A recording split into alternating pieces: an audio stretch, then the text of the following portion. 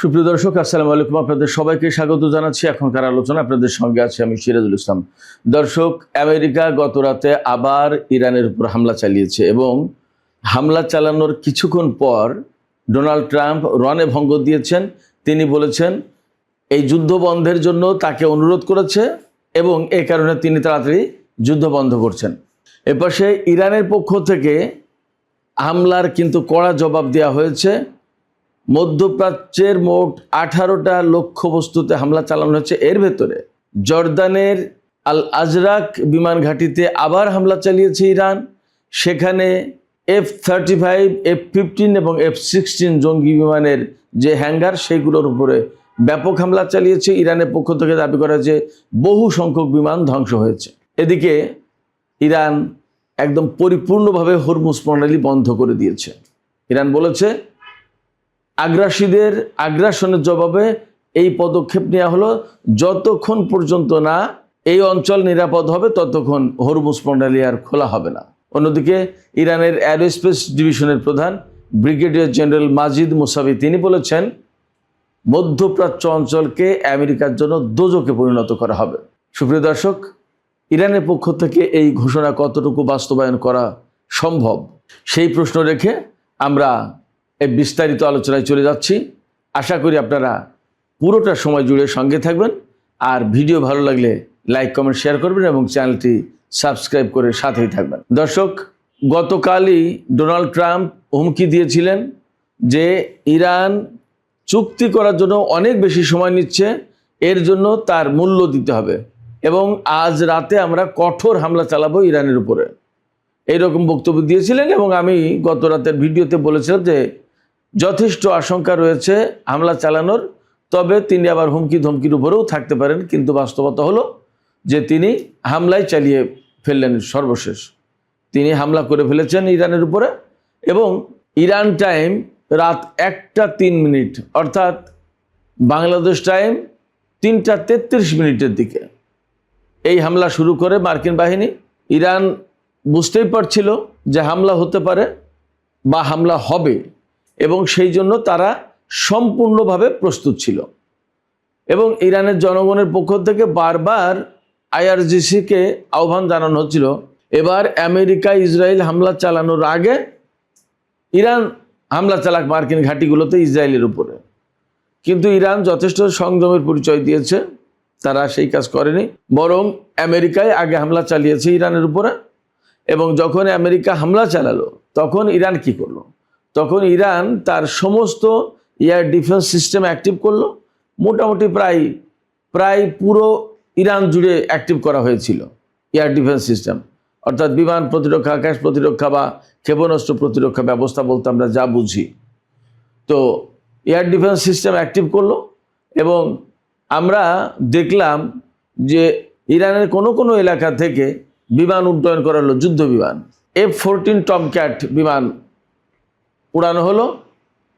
এবং আপনারা হয়তো মনে মনে হাসবেন যে F-14 তাদের F-15, F-16, F-35 এই সমস্ত বিমানের এগেনস্টে F-14। ফ্যাক্ট হচ্ছে কি F-14 আসলে তখন খুব ভালো বিমান ছিল, এটা হলো একটা কথা।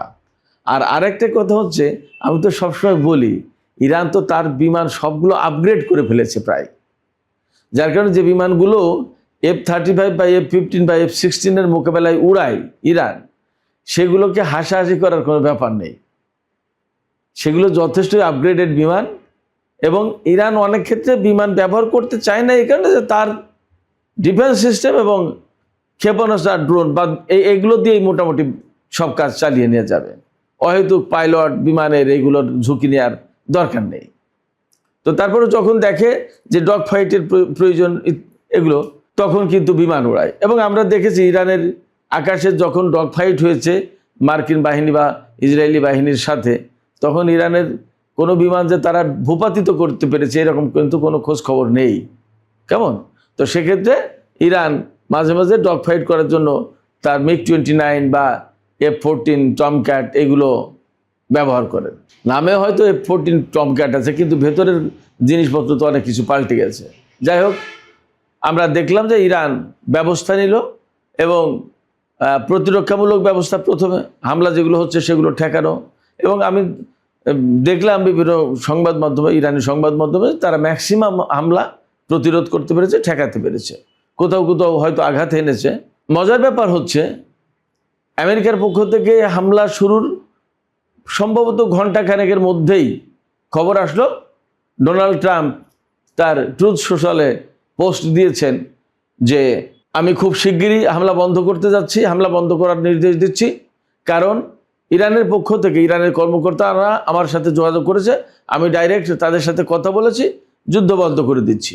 অদ্ভুত কথা, ইরানের পক্ষ থেকে সরাসরি বলা হয়েছে, একদম টোটালি এটা ফলস ক্লেম, মিথ্যা দাবি, একদম অসত্য তথ্য, অসত্য কথা। ডোনাল্ড ট্রাম্পের সাথে ইরানের পক্ষ থেকে কেউ কোনো কথা বলেইনি, প্রশ্নই ওঠে না, একেবারেই কোনো কথা নেই। জাস্ট ডোনাল্ড ট্রাম্প একা একা যুদ্ধ শুরু করলেন, একা একা থামিয়ে দিলেন। ওই যে সে একদিন নিতাই ঠাকুরের যে উদাহরণ দিয়েছিলাম, যে নিতাই ঠাকুর একা একা তাস খেলে, একা একা হারে, একা একা জিতে, একা একা ট্রাম্প কার্ড মারে। ডোনাল্ড ট্রাম্পের হয়েছে সেই একই কাহিনী, একা একা যুদ্ধ শুরু করে আবার একা একা যুদ্ধ বন্ধ করে, একা একা বলে যে আমার সাথে ফোনে কথা হয়েছে, আবার একা একাই হাসে, একা একাই কাঁদে, একা একাই ক্ষিপ্ত হয়। এক অদ্ভুত পাবলিক। এইরকম প্রেসিডেন্ট পৃথিবীতে আর কখনো কোথাও ছিল কিনা আমার ঠিক জানা নেই। যাই হোক, তো এই যে ইরানের বিরুদ্ধে হামলা শুরু করলো আমেরিকা, তার আগে কিন্তু বেশ কিছু ব্যাপার ছিল। হোয়াইট হাউসের সিচুয়েশন রুমে ডোনাল্ড ট্রাম্পকে মিটিংয়ে বসতে হয়েছিল। ডোনাল্ড ট্রাম্প মিটিংয়ে বসেছিলেন, সেখানে ভাইস প্রেসিডেন্ট জেডি ভ্যান্স উপস্থিত ছিলেন, পররাষ্ট্রমন্ত্রী মার্কো রুবিও ছিলেন, সিআইএর প্রধান ছিলেন, তারপরে মার্কিন সামরিক বাহিনীর যিনি চিফ অফ স্টাফের কমান্ডার, যিনি প্রধান, তিনি ছিলেন Dan Kane, general Dan Kane, Steve Witkoff ছিলেন, আরও গুরুত্বপূর্ণ কর্মকর্তা তারা উপস্থিত ছিলেন। তবে যুদ্ধমন্ত্রী উপস্থিত ছিলেন না সেখানে, যুদ্ধমন্ত্রী ছিলেন সেন্টকমের হেডকোয়ার্টারে। তো সেখান থেকে তিনি অনলাইনে যুক্ত ছিলেন এই মিটিংয়ে। হোয়াইট হাউসের সিচুয়েশন রুমে মিটিং করার পর মার্কিন বাহিনী ইরানের উপর হামলা শুরু করে। তবে গতকালকে যে হামলাটা চালালো, অর্থাৎ গত রাতে যে হামলা হয়েছে, সেই হামলা প্রধানত ইরানের দক্ষিণ অঞ্চলে হয়েছে, কিশ দ্বীপ, সিরিক দ্বীপ, তারপরে জাস্ক অঞ্চল, তারপরে মিনাব, বন্দর আব্বাস, এই এলাকাতেই বেশি হয়েছে হামলা। তবে আলবোর্স প্রদেশের, অর্থাৎ আলবোর্স পর্বতমালা, আলবোর্স প্রদেশ যেটা, সেটা কিন্তু তেহরানের কাছেই। তারপরে কারাজেও হামলা হয়েছে, কারাজের সামরিক ঘাঁটি আছে, আমি গতকালকেও বলেছিলাম, সেখানে হামলা হয়েছে। এরকম বেশ কিছু জায়গায় হামলা হয়েছে। তবে ইরান বলেছে যে আমেরিকা যে হামলা চালিয়েছে তার ম্যাক্সিমামই 70-80% সেটা ব্যর্থ করে দিতে সক্ষম হয়েছে। এদিকে ইরানের পক্ষ থেকে গণদাবি ছিল, জনগণের পক্ষ থেকে আর কি, যে আমেরিকার উপর ব্যাপকভাবে হামলা চালানো হোক। তো আলটিমেটলি ইরানি বাহিনী প্রাথমিক যে হামলার যে ঘটনা, ওয়েব যেটা, সেই ওয়েবটা ঠেকিয়েছে। হামলার ওয়েবটা ঠেকিয়ে দিয়ে তারপরে তারা নিজেরা এবার শুরু করলো এবং ইরানের পক্ষ থেকে ঘোষণা দেওয়া হলো যে ডোনাল্ড ট্রাম্প যুদ্ধবিরতি ঘোষণা করলেও আমরা প্রতিশোধমূলক ব্যবস্থা নেবই, এবং তারা ঠিকই হামলা চালালো। প্রধানত হামলা চালিয়েছে কুয়েত, বাহরাইন এবং জর্দানের বিমান ঘাঁটিতে। কুয়েতের আলী আল সালেম এবং আরেকটা বিমান ঘাঁটি, সেখানে প্রচণ্ড রকমের হামলা চালিয়েছে, একদম প্রচণ্ড রকমের। এরপরে বাহরাইনের একটি বিমান ঘাঁটি এবং মার্কিন পঞ্চম নৌবহরের ঘাঁটি, এই দুটোতে হামলা চালিয়েছে। আর জর্দানের আপনার আল আজরাক বিমান ঘাঁটি, সেখানে ব্যাপক হামলা চালিয়েছে, এবং এখানেই মূল ক্ষতিটা হয়েছে আমেরিকার। আইআরজিসি বলেছে যে আমরা আল আজরাক বিমান ঘাঁটিতে মার্কিন F-35, F-16 এবং F-15 এই সমস্ত বিমান যে সমস্ত হ্যাঙ্গারে রাখা ছিল, সেইগুলো টার্গেট করে করে হামলা চালিয়েছে এবং সুনির্দিষ্ট লক্ষ্যবস্তুতে হামলা হয়েছে, আঘাত এনেছে। এবং আমরা ভিডিওতে দেখেছি, কতগুলো ভিডিওতে দেখলাম, সামাজিক যোগাযোগের মাধ্যমে ছড়িয়ে পড়া ভিডিওতে। আমি যদি আপনাদেরকে ভিডিও দেখাতে নাও পারি, তাহলেও মোটামুটি একটা আইডিয়া দেওয়ার চেষ্টা করছি। ইরানের যে ক্ষেপণাস্ত্র ছোড়া হয়েছে, আল আজরাক বিমান ঘাঁটিতে আঘাত আনতে যাচ্ছে, এরকম 4টা ক্ষেপণাস্ত্রের এগেনস্টে আমেরিকা পেট্রিয়ট ক্ষেপণাস্ত্র প্রতিরক্ষা ব্যবস্থা থেকে 8টা ক্ষেপণাস্ত্র ছুড়েছে, অর্থাৎ প্রতিটা ক্ষেপণাস্ত্রের এগেনস্টে 2টা ক্ষেপণাস্ত্র। কিন্তু দেখলাম যে অনেকগুলো ক্ষেপণাস্ত্র, পেট্রিয়ট ক্ষেপণাস্ত্র সোজা চলে গেল, ইরানি ক্ষেপণাস্ত্র ঠিকই নিচে নামতেছে, অর্থাৎ আঘাত হানছে, কিন্তু পেট্রিয়ট ক্ষেপণাস্ত্র সেগুলোকে বাধা দিতে পারলো না।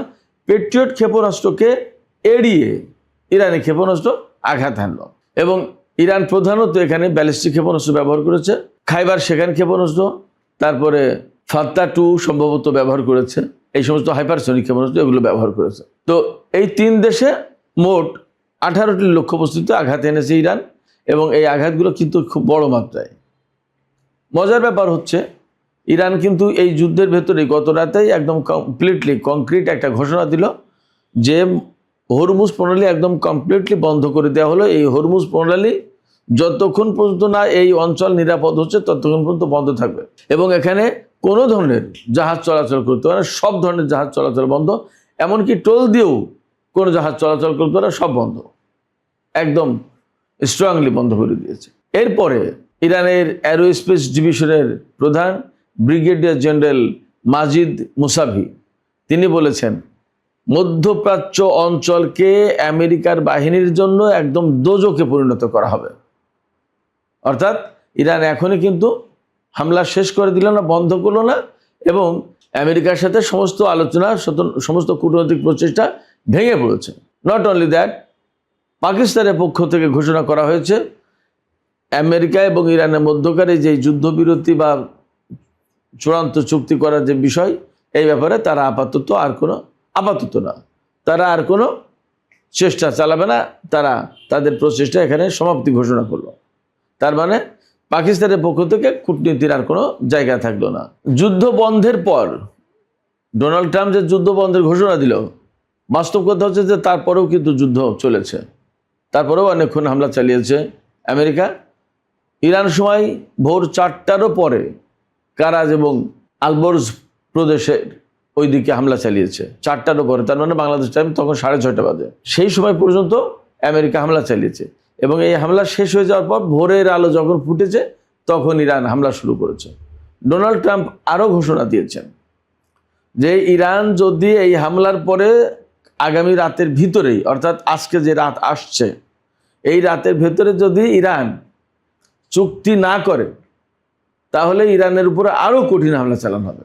ইরানের পক্ষ থেকে পরিষ্কার ঘোষণা দেওয়া হয়েছে আমেরিকার কোনো চাপ, কোনো হামলা, কোনো হুমকি, কোনো ধমকি, কিচ্ছুর সামনে কোনো আত্মসমর্পণ করা হবে না। সবচেয়ে সংকট পড়েছে কোথায় জানেন আমেরিকা? আমি সবসময় বলে আসছি, তারা হরমুজ প্রণালী একদম কোনো শর্ত ছাড়াই খুলে দেওয়ার কথা বলছে, আর পরমাণু কর্মসূচি বন্ধ করতে হবে, ইউরেনিয়ামটা দিয়ে দিতে হবে, এই শর্ত মানতে হবে। ইরান এই 2 শর্তের একটাও মানবে না, পরিষ্কার ঘোষণা দিয়েছে, যার কারণে আমেরিকা আবার ইরানের উপর হামলা চালাতে গেছে। প্রশ্ন হচ্ছে আমেরিকা হামলা চালালেই কি ইরান তার কথা শুনবে? এটা তো শুনবেই না। শুধু তাই না, হামলা চালালে যে ইরান ধ্বংস হয়ে যাচ্ছে এমন তো না, বরং হামলা চালালে মার্কিন বাহিনীকেও হামলার মুখে পড়তে হচ্ছে। ইরান তো বসে থাকছে না, আমি তো কাল রাতেই বলেছি, ইরান তো বসে বসে তামাক খাবে না। তাহলে আমেরিকা যখন ইরানের উপর হামলা চালাবে, পাল্টা হামলা চালাবে ইরানও।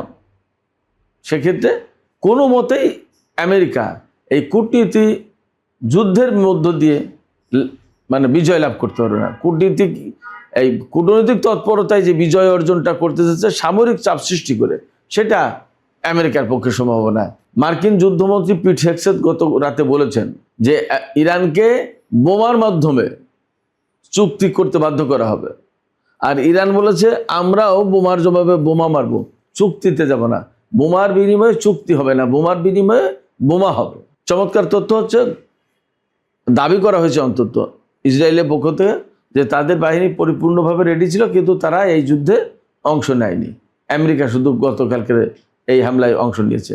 2টো কারণ হতে পারে, যদি এই ঘটনা সত্যি হয় তাহলে 2টো কারণ হতে পারে। একটা কারণ হচ্ছে যে ডোনাল্ড ট্রাম্পের উপরে ইসরায়েল আপাতত একটা প্রতিশোধ নিল, যে আমরা হামলা করেছিলাম, তোমরা থামিয়েছিলে, এবার তোমরা হামলা করো, আমি তোমাদের সাথে থাকবো না, নাম্বার 1। নাম্বার 2 হতে পারে যে আমেরিকা হয়তো বলেছে যে তুমি এই হামলায় এসো না, আমি মোটামুটি একটা লেভেলে হামলা করছি, হামলা করে ইরানের উপরে এই ভয় দেখাতে চাই যে চুক্তি না করলে হামলা আবার হবে, ইরানি জনগণের ভিতরে একটা ফাটল ধরাতে চাই, তুমি হামলা করলে কিন্তু ইরান আরও বেশি খেপে যাবে। কিন্তু প্রশ্ন হচ্ছে ইরানের কাছে ইসরায়েলের বোমা আর আমেরিকার বোমার ভিতরে কোনো পার্থক্য আছে? বোমা তো বোমাই। ইসরায়েলের ক্ষেপণাস্ত্র আর আমেরিকার ক্ষেপণাস্ত্রের ভিতরে কোনো পার্থক্য আছে? ইসরায়েল এবং আমেরিকার পলিসির ব্যাপারে কোনো পার্থক্য আছে? আমেরিকা বরং ইরানের উপরে হাজার হাজার নিষেধাজ্ঞা দিয়ে ইরানের অর্থনীতি ধ্বংস করার চেষ্টা করেছে। ইসরায়েলের সেই ক্ষমতা নেই। ইসরায়েলের ক্ষমতা থাকলে তাও করতো। তো সেক্ষেত্রে ইসরায়েল এবং আমেরিকাকে তো ইরান আলাদা চোখে দেখে না। অতএব ইসরায়েলকে এখানে যুদ্ধে নামানো না না নামানো, এর ভিতরে কোনো পার্থক্য তো ইরানের কাছে নেই, সবই সমান। ইসরায়েল নামলো কি নামলো না, ডাজেন্ট ম্যাটার। ইরান দেখবে যে আমার বিরুদ্ধে আমেরিকা যুদ্ধ করছে নাকি ইসরায়েল যুদ্ধ করছে, সেটা প্রশ্নটা। প্রশ্ন হচ্ছে কে যুদ্ধ করছে, তার বিরুদ্ধে সে হামলা চালাবে, তার বিরুদ্ধে প্রতিশোধ দেবে, ব্যাস শেষ।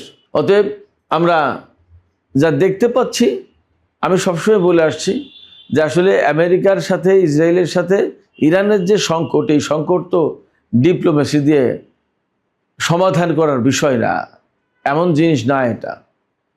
এর চূড়ান্ত সমাধান আমি মনে করি যুদ্ধের ভেতর দিয়েই হবে। এইভাবে টুকটাক টুকটাক হতে হতে আরও হয়তো বড় পরিসরে, কখনো বেশি পরিসর হবে। ইরান এইগুলো করতে করতে একসময় বলবে যে আচ্ছা ঠিক আছে, দাঁড়াও, যুদ্ধ যখন এতই করতে চাচ্ছ তাহলে তোমার মেইন ল্যান্ড যেটা, সেখানে আমি হামলা চালাবো। দেখা যাক কি দাঁড়ায়।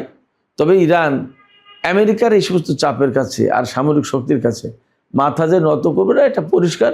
এবং ইরান আমেরিকা এবং ইসরায়েলকে মোকাবেলার জন্য বরং অনেক শক্তভাবে নিজের প্রস্তুতি সম্পন্ন করেছে, এবং এই প্রস্তুতি, এই সামরিক সক্ষমতা দিন দিন বাড়বে, কমবে না। সুপ্রিয় দর্শক, এখনকার আলোচনা এখানেই শেষ করতে চাইছি। আপনাদের কাছে যাবার আগে প্রশ্ন করি যে এই যে মার্কিন প্রেসিডেন্ট ডোনাল্ড ট্রাম্প আবার হুমকি দিলেন যে আজ রাতের ভিতরেই যদি চুক্তি না হয়, চুক্তি না করে ইরান, তাহলে আরও কঠিন হামলা চালানো হবে। আপনারা কি মনে করেন যে আমেরিকা আবার আসলে, অর্থাৎ এই যে রাত আসছে সেই রাতে আবার বড় রকমের হামলা চালাতে পারে ইরানের উপর?